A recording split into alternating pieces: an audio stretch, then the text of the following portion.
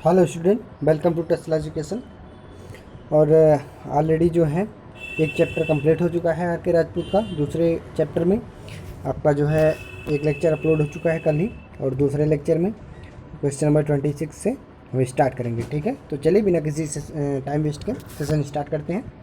तो question number 26 क्या कह रहा है? Kirchhoff's law is not applicable to circuit with. Option number 1 क्या है? Limited parameter, passive elements, distributed parameter, non linear resistance. ठीक है, तो आप देखिए कि कभी भी जो है केवीएल केसीएल इस पे जो है आप जो है डिस्ट्रीब्यूटेड पैरामीटर पे अप्लाई नहीं होते हैं। ठीक है, डिस्ट्रीब्यूटेड पैरामीटर का मतलब ये होता है कि जैसे सर्किट के ऐसे एलिमेंट जिन्हें सेपरेट न किया जा सके, ठीक है, उन्हें जो है परस्पर जो है अलग अलग न किया जा सके। जैसे इंडक्टेंस हो गया, कैपेसिटेंस हो गया, उनके जो है अलग न किया जा सके। जैसे कि लॉन्ग ट्रांसमिशन लाइन जो होती है हमारी, वो डिस्ट्रीब्यूटेड पैरामीटर में आती है। ठीक है, तो वहाँ पे जो है केवीएल केसीएल अप्लाई नहीं होते हैं। तो इस प्रकार जो है ये लीनियर नेटवर्क पे जो है अप्लाई होगा, लेकिन लीनियर ऑप्शन में नहीं है। तो देखिए यहाँ पे लिमिट पैरामीटर दिया है आपका, लिमिट पे एप्लीकेबल है। पैसिव एलिमेंट यानी रजिस्टर, कैपेसिटर, इंडक्टर तीनों पे एप्लीकेबल है। डिस्ट्रीब्यूटेड पैरामीटर पे जो एप्लीकेबल नहीं है। ठीक है, तो ओवरऑल हमारा ऑप्शन सी सही है यहाँ पे। तो बढ़ते हैं आगे। क्वेश्चन नंबर 27 क्या है? Kirchhoff's voltage law applicable to circuit with non-linear element only, linear elements only, linear non-linear active and passive elements, linear non-linear active passive, time varying as well as time invariant element। ठीक है, तो देखिए time in जो time के साथ जिसका parameter very करेगा वहाँ पे ये एप्लीकेबल नहीं होगा। तो अभी हम ऑप्शन देखते हैं अपना। तो ये लीनियर होना चाहिए, ठीक है, और सर्किट एक्टिव पैसिव से नहीं मतलब है, लीनियर होना चाहिए, ये इसके लिए कंपलसरी है। ठीक है, तो हमारा बी वाला ऑप्शन देखिए यहाँ पे सही हो जाएगा, लीनियर एलिमेंट्स ओनली। अगला क्वेश्चन क्या कह रहा है?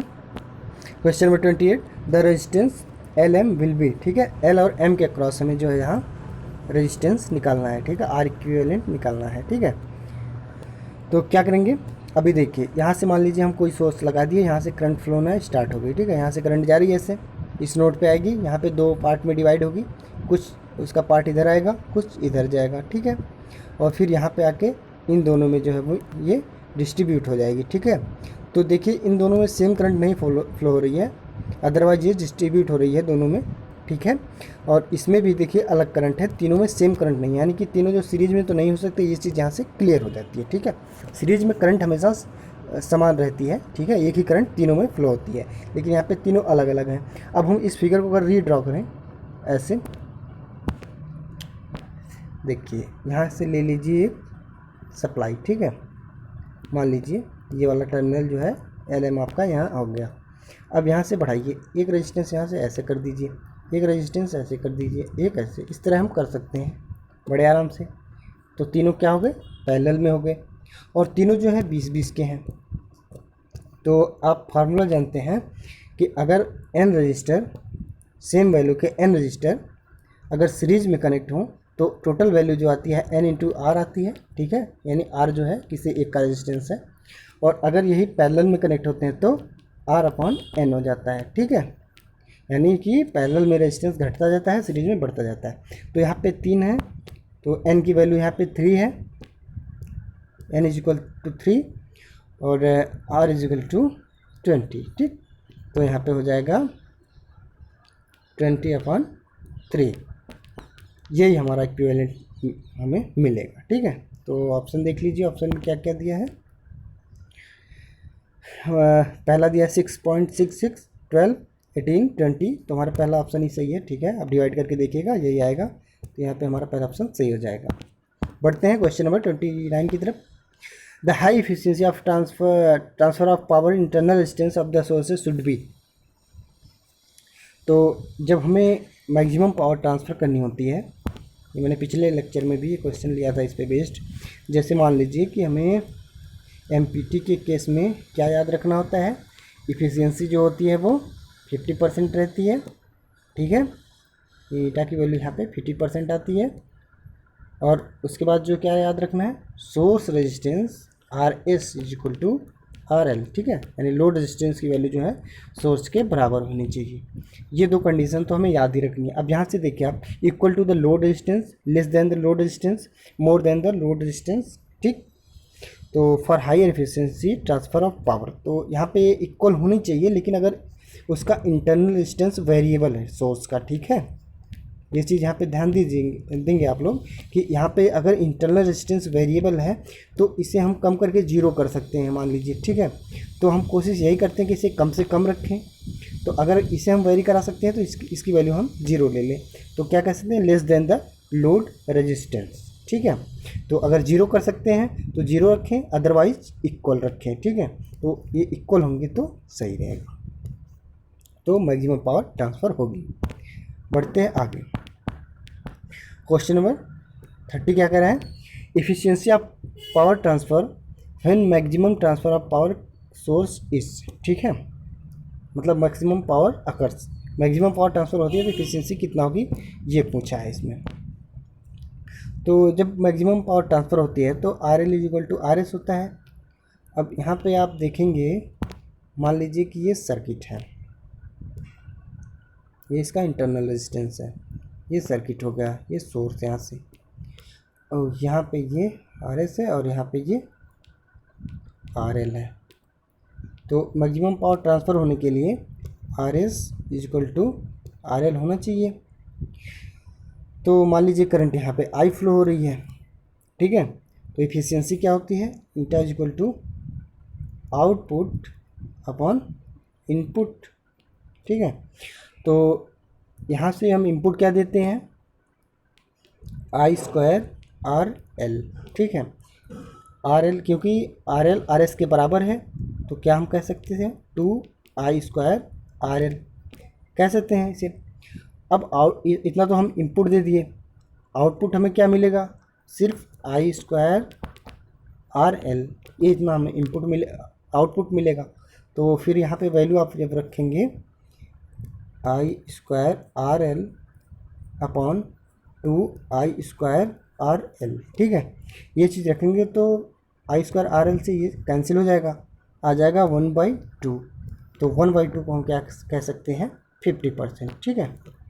तो हमारा जो ऑप्शन हो जाएगा वो डी वाला सही हो जाएगा, 50%, ठीक है। मैंने आपको प्रूव करके दिखा दिया। बढ़ते हैं क्वेश्चन नंबर 31 की तरफ। If resistance across L M in figure 2.30 is 15 ohm, the value of R is, ठीक है, मतलब यहाँ से यहाँ तक की वैल्यू आपको दे रखा है 15 ओम, तो पूछा है आर की वैल्यू क्या होगी। यहाँ से यहाँ तक की वैल्यू आपको दे रखा है कितना, 15 ओम। तो इसके लिए क्या करेंगे, सीधे सीधे,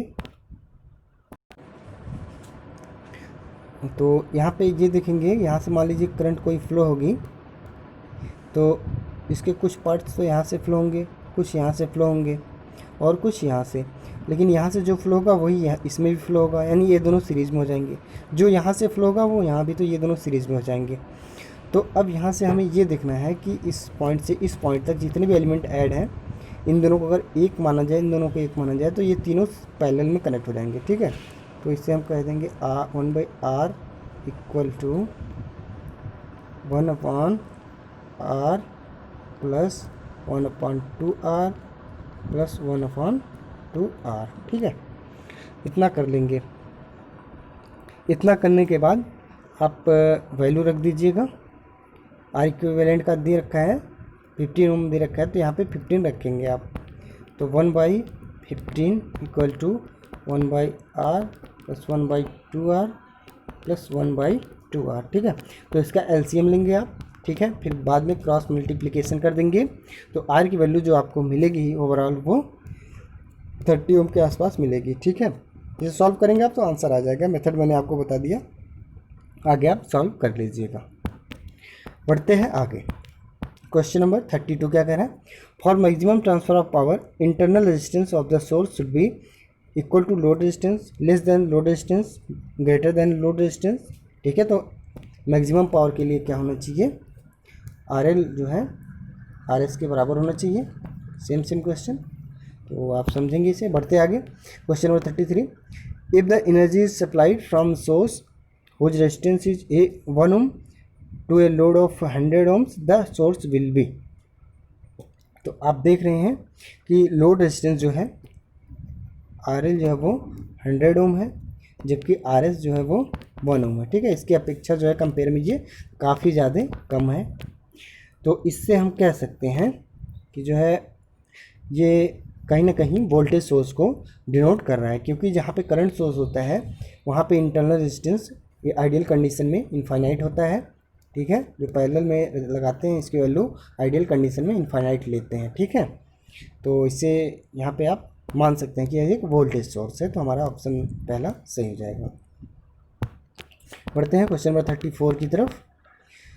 the circuit whose properties are same in other direction is known as.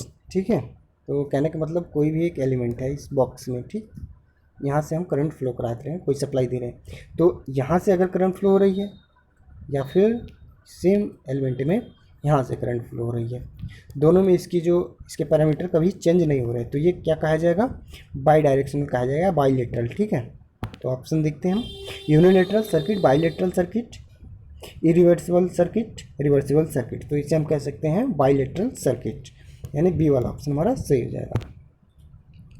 Bilateral circuit का मतलब एग्जांपल के उसमें आप याद रखेंगे RLC। ठीक है, ये तीनों जो है वो बाईलेटरल की कैटेगरी में आते हैं, और इसकी वैल्यू यूनिट होती है ओम, L की वैल्यू होती है हेनरी में, और C को फैरेड में। ठीक है, इसकी यूनिट भी याद रखेंगे। बढ़ते हैं आगे, question number 35, in A series parallel circuit any two resistance in the same current path must be in. तो अभी मैंने आपको दूसरे क्वेश्चन में जो बात बताई थी वही यहाँ पे देखिए क्वेश्चन के रूप में आपको मिल रही है कि अगर दो एलिमेंट हैं, ठीक है, ऐसे एक यहाँ एक मान लीजिए यहाँ है, इन दोनों एलिमेंट में सेम करंट फ्लो होती है, यानी अगर यहाँ 1 एम्पियर फ्लो हो रही है, यहाँ भी 1 एम्पियर ही है, तो इससे हम कह सकते हैं कि ये सीरीज़ में कनेक्ट है। ठीक है, सेम करंट अगर फ्लो हो तो सीरीज में, और सेम वोल्टेज अगर मिले तो पैरेलल में। ठीक है, तो क्या कह रहा है, series with the each other, तो यानी ये दोनों आपस में सीरीज में होंगे, ये वाला ऑप्शन सही हो जाएगा। क्वेश्चन नंबर 36 क्या कह रहा है, 37, if A circuit does not contain any source of energy और EMF इज नोन एज। ठीक है, तो मान लीजिए कि ये एक हमारा सर्किट है, एक कैपेसिटर लगा दिए, मान लीजिए यहाँ पे इंडक्टर भी लगा दिए। ठीक है, फिर यहाँ से लगा दिए हम, यहाँ पे ओपन है। ठीक है, यहाँ पे कोई भी एनर्जी सोर्स कनेक्ट नहीं है, यानी कोई भी वोल्टेज सोर्स या करंट सोर्स, तो इस नेटवर्क को हम पैसिव नेटवर्क कहेंगे, क्योंकि कोई इसमें एनर्जी सोर्स नहीं है। अगर यहीं पे कोई करंट सोर्स, बैटरी, कुछ भी यहाँ पे कनेक्ट हो जाता तो ये एक्टिव कैटेगरी में आ जाता, तो इसे हम कहेंगे पैसिव नेटवर्क, ऑप्शन C सही। बढ़ते हैं क्वेश्चन नंबर 38 की तरफ। The resistance between point A and B in figure 2.32। तो A और B के बीच रेजिस्टेंस पूछा है, यहाँ से यहाँ के बीच में, तो इसे देखिए आप स्टार डेल्टा कन्वर्जन से करिएगा। ठीक है, तो अभी देखिए यहाँ पे अगर तीनों रेजिस्टेंस सेम है तो सिंपल मेथड आप अपनाइए, R star is equal to 1/3 of R delta. ठीक है, इस फार्मूले को आप याद रखेंगे। तो डेल्टा की वैल्यू क्या आ जाएगी, अगर इसे हम डेल्टा में कन्वर्ट करना चाहेंगे तो R delta is equal to, यहाँ एक रजिस्टर की वैल्यू 8 ओम है, तो 8 × 3। ठीक है, तो निकल के आ जाएगी क्या, 24 ओम। तो इस यहाँ भी 24, यहाँ भी 24, यहाँ भी 24 ओम मिलेगा हमें डेल्टा में। तो रीड्रॉ करेंगे इसे, तो यहाँ पे तो हमारा पॉइंट है A, यहाँ पे है B, और यहाँ पे 8 ओम है। अब यहाँ पे देखिए आप,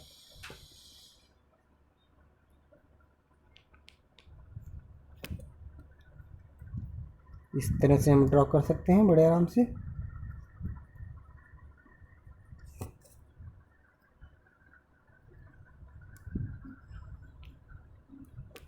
ठीक, अब देखिए यहाँ पे 8 ओम था, अब 24 ओम हो जाएगा। ठीक है, यहाँ 24 मान लीजिए, यहाँ पे 8, यहाँ पे 24, यहाँ पे 8, और यहाँ पे 24, यहाँ पे 8। ठीक है, तो ये दोनों देखिए पैरेलल में, ये भी पैरेलल, ये भी पैरेलल, ठीक है। तो पैरेलल में कैसे कनेक्ट ऐड करते हैं हम, 24 इंटू 8 अपॉन कितना हो जाएगा 32, ठीक है। इन दोनों को ऐड करेंगे जो आएगा, तो ये हो जाएगा 4, ये हो जाएगा 6, ठीक है। तो 6 ओम में हमें मिल जाएगा डेल्टा में। तो अब हम इसे अगर रीड्रॉ करें तो हमें मिल जाएगा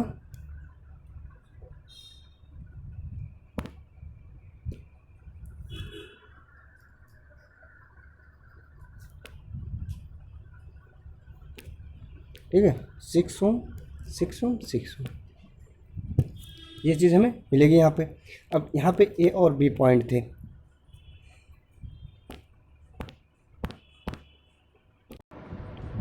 सॉरी। तो यहाँ पे अभी हमने क्या ड्रॉ किया था, इस तरह से हमने ड्रॉ किया था और वैल्यू कितनी आई थी, 6 ओम आई थी। यहाँ पे 6, यहाँ पे 6, यहाँ पे 6, और यहाँ पे हमारा ए बी पॉइंट था।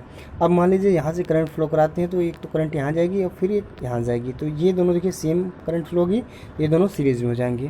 तो इसकी वैल्यू क्या निकल के आएगी, 12 ओम आ जाएगी इसके पैरेलल में, ठीक है। तो 6 और 12 पैरेलल में हो जाएंगे, यानी हम कह सकते हैं इस तरह से सर्किट हमें मिलेगा, 6 और 12 में हमें मिलेगा। अब देखिए यहाँ पे इसे कैसे ऐड करते हैं, 12 इंटू 6 अपॉन 18, ठीक, 6 3 3 4, तो हमें जो है 4 ओवरऑल मिल जाएगा यहाँ पे ए और बी के अक्रॉस रेजिस्टेंस, ठीक है। तो पहला ऑप्शन हमारा सही हो जाएगा 4 ओम। बढ़ते हैं आगे, क्वेश्चन नंबर 39 क्या कह रहा है, द सर्किट पैरामीटर्स में be active, passive, linear, non linear, ठीक है। तो विच of following is valid for a gas diode. तो गैस डायोड के लिए क्या होता है, गैस डायोड को हम एक्टिव कैटेगरी में लेते हैं, ठीक है, क्योंकि जितने भी डायोड होते हैं हमारे, ठीक है, चाहे वो फिर डायोड हो या फिर आप कह लीजिए ट्रांजिस्टर है हमारा, ठीक है, ये सब जो है हमारे एक्टिव की कैटेगरी में आते हैं, ठीक है। अगर यही बात आ जाए ट्रांसफार्मर की तो वो पैसिव कैटेगरी में आएगा, क्योंकि ट्रांसफार्मर पावर को सिर्फ ट्रांसफ़र करता है, ना कि एम्पलीफाई करता है, जबकि डायोड और ट्रांजिस्टर से पावर एम्पलीफाई हो सकती है, ठीक है। तो इसलिए ये जो एक्टिव की कैटेगरी में आते हैं दोनों। बढ़ते हैं, क्या कह रहे हैं कि ये, हाँ, दूसरी बात, एक तो एक्टिव पैसिव की बात होगी और दूसरी बात यहाँ लीनियरिटी और नॉन लीनियरिटी की आती है। तो डायोड है मान लीजिए, ठीक है, 0.7 वोल्ट इसकी होती है वो थ्रेशोल्ड वोल्टेज, ठीक है, अगर सिलिकॉन से बना है तो ये ब्रेकडाउन होते हैं। तो यहाँ पे हम वोल्टेज अगर इससे कम अप्लाई करते हैं तो यहाँ पे कोई करंट फ्लो नहीं हुई, क्योंकि सर्किट ओपन है, इनफाइनाइट रेजिस्टेंस हमें मिलेगा। और जैसे ही 0.7 से ज़्यादा होगा वोल्टेज तो ये शॉर्ट सर्किट हो जाएगा, बिहेव करने लगेगा, पूरा करंट फ्लो होने लगेगी। तो आप देख रहे हैं इसका पैरामीटर कांस्टेंट नहीं है, तो इसलिए नॉन लीनियर की कैटेगरी में आता है। सेम इसी प्रकार से जो है आपका ये भी आएगा जो गैस डायोड होगा। तो हमारा ऑप्शन जो है यहाँ पे पैसिव एक्टिव वाला और नॉन लीनियर, फोर्थ और फर्स्ट दोनों सही हो जाएंगे। तो यहाँ पे बी वाला ऑप्शन जो हमें सही है। बढ़ते हैं क्वेश्चन नंबर 40 की तरफ, which of following is linear and bilateral parameter. तो लीनियर और बाइलेटरल पैरामीटर कौन से हैं, register, semiconductor diode, electron tube, transistor, ठीक है। तो देखिए डायोड कभी नहीं बाइलेटरल हो सकता, ट्रांजिस्टर कभी नहीं हो सकता, ठीक है। तो हमें जो है पहला ऑप्शन मानना पड़ेगा यहाँ पे रजिस्टर। रजिस्टर में करंट चाहे यहाँ से फ्लो हो या फिर यहाँ से, बात बराबर है। बढ़ते हैं आगे, question number 41, the common voltage across parallel branches with different voltage source can be determined by the relation the above statement is associated with, ठीक है। तो ये पूरा जो रिलेशन आ रहा है ये किस थ्योरी के अकॉर्डिंग आता है। तो मैंने आपको पहले लेक्चर में भी बताया था कि मिलमेंस थ्योरम जो होती है उससे हम पूरे सर्किट में सारे करंट सोर्स, वोल्टेज सोर्स को एक फॉर्म में हम ऐड कर सकते हैं, या तो सिर्फ वो करंट फॉर्म में कन्वर्ट कर लें हम सिर्फ एक सोर्स में, ठीक है, या फिर सिर्फ एक वोल्टेज सोर्स में कन्वर्ट कर लें जिसका इंटरनल रेजिस्टेंस इसके सीरीज में, ठीक है। इन दोनों में से किसी भी तरह हम कन्वर्ट कर सकते हैं, किसके अकॉर्डिंग, किस थ्योरी के अकॉर्डिंग, वो होती है हमारी मिलीमेंस थ्योरम। तो डी वाला ऑप्शन हमारा सही हो जाएगा, ठीक है। तो इस बात का आप ध्यान देंगे। बाकी इससे जो है कभी कोई क्वेश्चन अभी तक तो बना नहीं है और इस पे ज़्यादा फोकस करने की ज़रूरत नहीं है, बस इसकी कंडीशंस आप जानते रहिए, ठीक है। कि ये सिर्फ वोल्टेज नहीं, यहाँ पे तो वोल्टेज में कन्वर्ट किया है, लेकिन ये करंट में भी कन्वर्ट की जा सकती है, ठीक है। कभी करंट में पूछे तो आप कंफ्यूज मत होइएगा, दोनों में कन्वर्ट कर सकते हैं। और बाकी सुपरपोजिशन थ्योरी है अगर, तो अगर मान लीजिए दो या दो से अधिक एलिमेंट किसी भी सर्किट में कनेक्ट है, ठीक है। अगर मान लीजिए सुपरपोजिशन की बात आती है तो यहाँ पे ये वोल्टेज सोर्स लग गया, ठीक है। यहाँ पे एक रेजिस्टेंस है, ठीक है। यहाँ पे भी एक रेजिस्टेंस है, यहाँ एक रेजिस्टेंस है, और फिर यहाँ पे एक बैटरी लग गई, ठीक, ये है। तो अब इसके अक्रॉस हमें अगर करंट निकालनी है या वोल्टेज निकालना है, ठीक है, तो इस थ्योरी का यूज करेंगे और यहाँ पे इन दोनों से निकलने वाली करंट का अलजेब्रिक सम लेते हैं। तो इसके लिए क्या करते हैं, पहले एक वोल्टेज को उसके इंटरनल रेजिस्टेंस से हटा देते हैं, यानी इसे शॉर्ट कर देंगे और इसका इंटरनल रेजिस्टेंस ऐड कर लेंगे। यहाँ का जो रेजिस्टेंस होगा वो रहेगा, इसे हटा देंगे और इसे भी इस रेजिस्टेंस के साथ हटा देंगे, इसे हटा देंगे और यहाँ से शॉर्ट कर देंगे, ठीक है। तो एक बार में एक करेंगे, अगर इसे हटा दिए तो इसे ले लीजिए, फिर इसे लगा के इसे ले लीजिए, ठीक है, दोनों को बैक टू बैक करके। अगर यहाँ पे करंट सोर्स होता तो उसका पैरेलल रेजिस्टेंस यहाँ पे छोड़ देते, लेकिन करंट सोर्स को ओपन कर देते, ठीक। इस तरह से हम इसकी वैल्यू निकाल सकते हैं, इसके क्रॉस जो भी करंट आ रहा होगा, ठीक है। ये सुपरपोजिशन थ्योरम का, लेकिन ये यहाँ पे अगर पावर की बात आए तो ये फेल्ड हो जाती है सुपरपोजिशन थ्योरम, ठीक है। पावर कैलकुलेट करने के लिए इसका यूज नहीं हो सकता। और आगे अगर कोई क्वेश्चन ऐसा मिला तो उस पर मैं आपको बताऊंगा किससे फेल होती है। और बाकी देखिए थेवेनिन्स थ्योरम की बात अगर आती है तो थेवेनिन्स थ्योरम का यूज एमपीटी में करते हैं, मैक्सिमम पावर ट्रांसफ़र निकालने में। मान लीजिए कोई भी यहाँ पे वोल्टेज सोर्स लगा है, ठीक है, उसका इंटरनल रेजिस्टेंस ये है, ऐसे हो गया। फिर एक मान लीजिए यहाँ पे रेजिस्टेंस लग गया, फिर यहाँ पे एक करंट सोर्स लग गया, उसका इंटरनल रेजिस्टेंस ये रहा करंट सोर्स, ठीक है। और भी मान लीजिए एक आध सोर्स लगे हैं, उससे नहीं मतलब है, मान लीजिए यहाँ तक की बात है। अब इसके क्रॉस मैक्सिमम पावर निकालने के लिए हमें कंडीशन चाहिए कि इसकी रेजिस्टेंस इसका क्या होना चाहिए, तो इसे हम ओपन कर देते हैं और इस वोल्टेज सोर्स को शॉर्ट, करंट सोर्स को ओपन, ठीक है। यहाँ तक रेजिस्टेंस निकालेंगे, जो इक्विवेलेंट रेजिस्टेंस निकल के आएगा इसके बराबर रखेंगे, RL के बराबर, ठीक है। तो हमें पता चल जाएगा कि मैक्सिमम पावर ट्रांसफ़र के लिए इसके अक्रॉस क्या रेजिस्टेंस लगाना पड़ेगा जिससे कि इसमें मैक्सिमम पावर ट्रांसफ़र हो, ठीक है। क्या लोड लगाना पड़ेगा, क्या रेजिस्टेंस। तो इस प्रकार से इसका यूज हम थेवेनिन थ्योरम से इसका सोल्यूशन निकालते हैं। तो आप सुपरपोजिशन थेवेनिन समझ गए।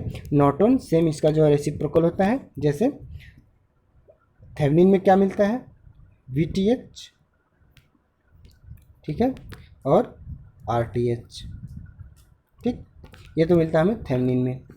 और नॉर्टन में इसका अपोजिट ऐसे देखिए, यहाँ पे हमें मिल जाएगा IN, ठीक है। एक तो नॉर्टन करंट निकल के आएगी और उसके पैरेलल में लगाते हैं हम RN, ठीक है, नॉर्टन रेजिस्टेंस। तो सेम चीज़ है दोनों। और मिलमेंस की बात आई तो ये आप देख ही रहे हैं, कन्वर्ट करने में इसका यूज होता है, ठीक है। बहुत सारे एलिमेंट कनेक्ट हो सर्किट में एक्टिव, तो उन्हें अगर सिंगल एक्टिव एलिमेंट में कन्वर्ट करना है तो इस थ्योरी का यूज करते हैं।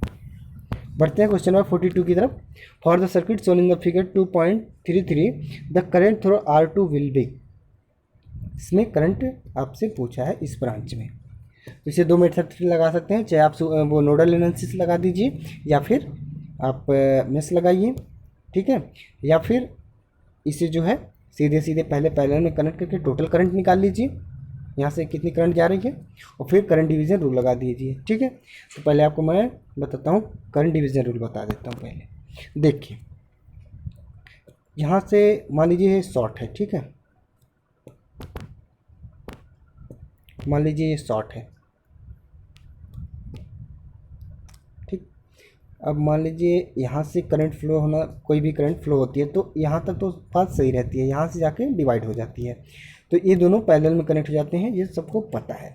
अब यहाँ से 40 ओम दोनों देखिए सेम है, तो R/N वाला फॉर्मूला लगाएंगे तो 2 से डिवाइड करेंगे तो 20 ओम निकल के आ जाएगा, ठीक है। यहाँ पे आप सिंगल मान सकते हैं 20 ओम का, इसे भूल जाइए आप। अब 20 ये और 10 ये, 20 और प्लस 10 इक्वल टू 30। अब 30 ओम हमें निकल गया ओवरऑल, ठीक है। R इक्विवेलेंट जो मिला हमें वो 30 ओम टोटल सर्किट का, ठीक है। अब 150 वोल्ट का सोर्स है, ठीक। अब इसे क्या करिए आप 150 से 150 में डिवाइड करिए किससे, 30 से, ठीक। तो 0 से 0 कैंसिल, 3 3 5 आ जाएगा, ठीक है। 5 एम्पीयर की करंट यहाँ से फ्लो होना स्टार्ट हो जाएगी। अब 5 एम्पीयर करंट देखिए आधी इधर जाएगी आधी इधर जाएगी, क्यों जाएगी, क्योंकि दोनों जो है रेजिस्टेंस सेम सेम है। अलग अलग होते तो फार्मूला वही लगाते आप, अगर इसके क्रॉस निकालते तो टोटल आई यानी 5 एम्पीयर इंटू इसके क्रॉस अगर करंट निकालनी है तो अपोजिट वाला रेजिस्टेंस यानी कि 40 ये वाला 40 लेते, ठीक है, और डिवाइड कर देते दोनों के योग से। तो अभी देखिए अभी यहाँ पे ये प्रूव हो जाएगा, क्योंकि 40 40 है तो यहाँ पे हो जाएगा 80, ठीक है, और यहाँ 40 80 हो जाएगा 2, और 2 से 5 को डिवाइड करेंगे तो 2.5 निकल के आएगा, यानी कि यहाँ 2.5 एम्पियर। अब 5 एम्पियर थी, यहाँ 2.5 चलेगी तो 2.5 एम्पियर इधर आनी है, बस ये चीज़ यहाँ पे करना था। बढ़ते हैं आगे, question number 43। The circuit has resistors, capacitor and semiconductor diode, the circuit will be known as. तो सर्किट में आपका रेजिस्टेंस भी है, कैपेसिटर्स भी हैं और सेमीकंडक्टर डायोड भी हैं। तो सर्किट क्या कहा जाएगा, non linear circuit, linear, bilateral और नन ऑफ द एबव। तो अगर सर्किट में डायोड आ गया तो वो बाइलेटरल तो रहा नहीं फिर, क्योंकि वो एक डायरेक्शन में तो डायोड में करंट फ्लो होगी लेकिन दूसरे डायरेक्शन में नहीं फ्लो होगी, तो वो हो गया क्या हमारा यूनिलेटरल हो गया। तो सी वाला ऑप्शन तो यहीं ख़त्म हो गया। बी वाला क्या क्या है, लीनियर सर्किट, लीनियर भी नहीं रहा, ठीक है, तो ये नॉन लीनियर कैटेगरी में आ जाएगा। अगर यहीं डायोड नहीं था, सिर्फ रजिस्टर और कैपेसिटर होते, ठीक है, तो फिर ये लीनियर कैटेगरी में रहता। तो यहाँ पे हमारा ऑप्शन पहला से हो जाएगा नॉन लीनियर सर्किट। बढ़ते हैं आगे क्वेश्चन नंबर 44 की तरफ। A non linear network does not satisfy superposition theorem, ठीक है, यानी superposition condition, homogeneity condition, both homogeneity and well as superposition, homogeneity, superposition and associative condition, ठीक है। तो यहाँ पे दोनों जो है सुपरपोजिशन और होमोजेनिटी सेटिस्फाई नहीं होती है, तो ये हमारा हो जाएगा कौन सा, सी वाला ऑप्शन सही हो जाएगा, ठीक है। सुपरपोजिशन कभी भी जो है आप इस पर नहीं अप्लाई कर सकते नॉन लीनियर पे, ये इसकी कंडीशन होती है। एग्जाम में कई बार डायरेक्ट ऐसा पूछा जा चुका है कि सुपरपोजिशन थ्योरम किस पे अप्लाई होती है, तो सर्किट क्या होना चाहिए, लीनियर होना चाहिए, पहली बात, ठीक है। और जो एक्टिव पैसिव इससे तो कोई फ़र्क नहीं पड़ता, एक्टिव एलिमेंट तो रहते हैं, लेकिन सर्किट जो है लीनियर और बाइलेटरल होना ज़रूरी है, ये इसके लिए कंडीशन है। बढ़ते हैं आगे, question number 45। An ideal voltage source has, ideal voltage source के पास क्या होना चाहिए, zero internal resistance, open circuit voltage equal to the voltage of full load, terminal voltage proportional to current, terminal voltage proportional to load. तो ideal voltage source है तो उसका जो है वोल्टेज सोर्स अगर लोड के जैसे 5 वोल्ट का आइडियल वोल्टेज सोर्स है, लोड पे तो 5 वोल्ट वो देगा, लेकिन कब देगा, जब इसका इंटरनल रेजिस्टेंस यहाँ 0 हो, ठीक है, क्योंकि अगर इंटरनल रेजिस्टेंस 0 नहीं होगा तो कुछ ना कुछ यहाँ पे ड्रॉप हमें देखने को मिलेगा। अगर मान लीजिए यहाँ पे 0.25 का ही ड्रॉप होता है तो फिर भी यहाँ पे 4.75 वोल्ट ही मिलेगा, ठीक है, यानी टोटल वोल्टेज यहाँ नहीं मिल पाएगा, तो इंटरनल रेजिस्टेंस उसका 0 होना चाहिए। तो ये 0 इंटरनल रेजिस्टेंस पहला ऑप्शन सही हो जाएगा, ठीक। बढ़ते हैं क्वेश्चन नंबर 46 की तरफ। A network which contains one or more than source of EMF is known as, कोई भी नेटवर्क है जो एक से ज़्यादा जो है आपके ईएमएफ सोर्स को कंटेन किया है तो उसे क्या कहेंगे, linear, non linear network, passive, active, ठीक है। तो जहाँ पे पावर की बात आ गई, चाहे वो करंट सोर्स हो या वोल्टेज सोर्स हो, तो वो एक्टिव कैटेगरी में आ गया, सीधी सी बात है, डी वाला ऑप्शन सही हो जाएगा। बढ़ते हैं आगे, question 47। The superposition theorem is applicable to, तो इसकी देखिए मैंने बताया था ना, ये क्वेश्चन कई बार पूछा जाएगा, तो linear, non linear and time varying network, ठीक है। तो ये जो है पहला ऑप्शन तो यहाँ पे गलत हो गया, टाइम के साथ जो वेरी नहीं करना चाहिए, ठीक है, पैरामीटर उसके जो है वो सेम होने चाहिए हर एक इंस्टेंट पे। Linear and non linear resistors only, linear resistors only, ठीक है, तो सी वाला हो जाएगा, लीनियर सर्किट पे ही ये हमेशा एप्लीकेबल होता है, तो सी वाला ऑप्शन हमारा सही हो जाएगा। बढ़ते हैं क्वेश्चन नंबर 48 की तरफ। Which of following is not a non linear element, तो gas diode, heater coil, tunnel diode, electric arc, ठीक है। तो गैस डायोड क्या है, जहाँ पे भी डायोड की बात आए वो यूनिडायरेक्शनल हो जाता है, किसी कंडीशन में तो वो ओपन सर्किट की तरह बिहेव करेगा, ठीक है, और किसी कंडीशन में वो शॉर्ट सर्किट की तरह बिहेव करेगा, ठीक है। तो इसे जो है आप पहला ऑप्शन गलत मान के चलेंगे। हीटर कॉइल जो होती है वो लीनियर होगी। हीटर कॉइल नाइक्रोम की बनी होती है। नाइक्रोम एक मेटल है और मेटल कंडक्टर जितने भी है लगभग वो लीनियर माने जाते हैं। जिस हिसाब से वोल्टेज बढ़ता है करंट बढ़ती जाती है। ठीक है। अगर इन डिवाइस की बात करता तो जितने भी थर्मल डिवाइसेस हैं वो लीनियर कैटेगरी में नहीं आती। हीटिंग डिवाइस जितनी भी होती हैं वो लीनियर कैटेगरी में नहीं आती, इसे आप याद रखिएगा। तो टनल डायोड डायोड है तो ये भी नहीं होगा। पहला ए और सी गलत होगा। इलेक्ट्रिक आर्क ये तो बिल्कुल नहीं, तो हमारा बी वाला ऑप्शन सही हो जाएगा। Question number 49, application of Norton's theorem to a circuit yields equivalent current source and impedance in series, equivalent current source impedance in parallel, equivalent impedance और इक्विवेलेंट करंट सोर्स। तो ये करंट सोर्स के रूप में तो कन्वर्ट होता है, लेकिन इसका जो इंटरनल रेजिस्टेंस होता है वो क्या होता है। मान लीजिए देखिए हमारा करंट सोर्स मिल गया नॉर्टन्स, इसे कहते हैं डिनोट करते हैं IN से, और इसके क्रॉस जो रेजिस्टेंस लगाते हैं वो हमेशा पैरेलल में लगाते हैं। ठीक है, और इसे हम नाम देते हैं RN। तो इस तरह से हमारा जो है नॉर्टन इक्विवेलेंट मिलता है, तो इसे याद रखेंगे आप।